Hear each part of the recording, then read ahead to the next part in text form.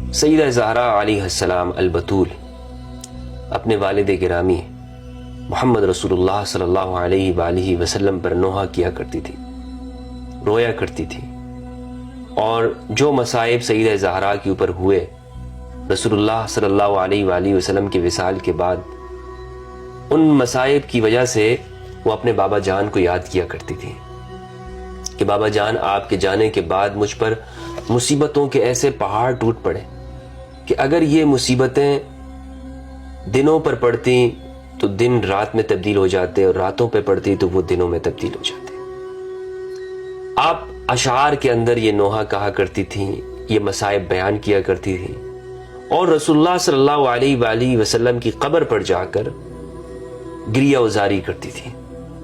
مدینہ منورہ کے اندر۔ یہ اشعار میں نے چند دن پہلے سوشل میڈیا پر میں نے شیئر کیے کہ سیدہ زہرا پر مصائب کے پہاڑ ٹوٹے، اور یہ سیدہ زہرا نے یہ اشعار کہے ہیں۔ تو کچھ لوگوں نے کہا کہ مفتی صاحب آپ سے یہ توقع نہیں تھی کہ آپ بلا سند ایک چیز کو بیان کر دیں، اور ایسی چیز جو تحقیق سے ثابت نہ ہو، اہل سنت کی کتابوں میں اس کا حوالہ نہ ملتا ہو، آپ ایسی باتوں کو شیئر کر دیں۔ تو یہ تو ایسی بات ہے کہ جو آپ کو زیب نہیں دیتی، اور آپ سے یہ چیز توقع نہیں تھی۔ تو میں نے چاہا کہ آج میں اس کو گفتگو کر لوں کہ آئے یہ اہل سنت کی کتابوں میں یہ بات موجود ہے یا نہیں ہے، یا ہر چیز ہم فیضان روافض شیعوں کے فیضان کے اوپر ڈال دیں۔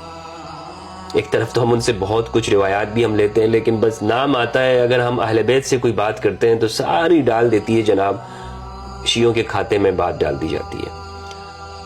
تو سیدہ زہرا اپنے والد پر رویا کرتی تھی، بالکل اہل سنت والجماعت کی کتاب ہے، بلکہ بخاری کے اندر موجود ہے۔ صحیح بخاری کی حدیث نمبر 4462 ہے،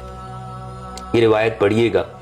واللہ آپ کو معلوم ہوگا کہ سیدہ زہرا کتنی دکھی اپنے والد کے لیے۔ حدثنا سلیمان بن حرب حدثنا حماد عن ثابت عن انس، انس سے روایت فرماتے ہیں کہ لما ثقل النبی صلی اللہ علیہ وآلہ وسلم جعل تغشاہ، کہ جب نبی صلی اللہ علیہ وآلہ وسلم شدت مرض کے زمانے میں آپ کی بے چینی بڑھ گئی تھی، تو سیدہ زہرا فاطمۃ الزہرا علیہ السلام، اب یہاں پر بھی دیکھیں نا، ان ترجمہ کرنے والوں کی خیانت اور منافقت دیکھیں۔ بخاری نے کہا فقالت فاطمۃ علیہ السلام، علیہ السلام، علیہ السلام۔ بخاری رحمہ اللہ کہتے ہیں فاطمہ علیہ السلام، اور ترجمہ کرنے والے منافق کہتے ہیں رضی اللہ عنہ۔ دیکھیں رضی اللہ تعالیٰ عنہ یہ بھی جائز ہے، لیکن اس اصل کتاب کے ترجمے میں آپ خیانت تو نہ کریں، آپ بھی علیہ السلام لکھیں۔ آپ کو کیا موت آتی ہے کہ آپ علیہ السلام نہیں لکھتے ہیں؟ آپ کیوں نہیں لکھتے؟ تو بہرحال قالت فاطمۃ علیہ السلام وا کرب ابا، اللہ،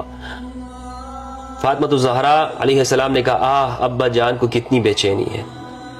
آپ صلی اللہ علیہ وآلہ وسلم نے اس پر فرمایا کہ آج کے بعد تمہارے ابا جان کی یہ بے چینی نہیں رہے گی۔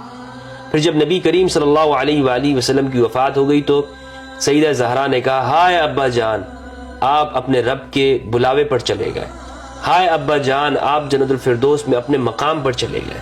ہم جبرائیل علیہ السلام کو آپ کی وفات کی خبر سناتے ہیں۔ پھر جب نبی کریم صلی اللہ علیہ وآلہ وسلم دفن کر دیے گئے تو سیدہ نے حضرت انس سے کہا انس، تمہارے دل رسول اللہ صلی اللہ علیہ وآلہ وسلم کی نعش پر مٹی ڈالنے کے لیے کس طرح آمادہ ہو گئے تھے؟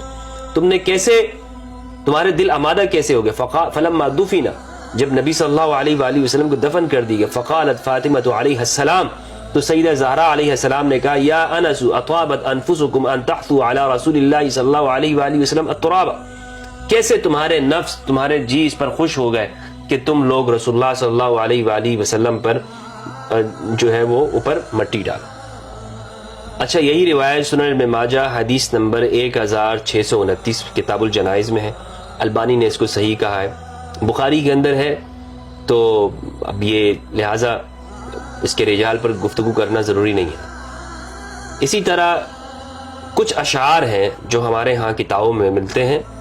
اور یہ متقدمین نے اس کو ذکر کیا ہے۔ میں آپ کے سامنے کچھ حوالہ جات پیش کرنا چاہتا ہوں کہ جس میں یہی اشعار، اب یہ جو روایت میں نے بخاری کی اور ابن ماجہ کی اہل سنت کی کتابوں میں سے آپ کے سامنے رکھی،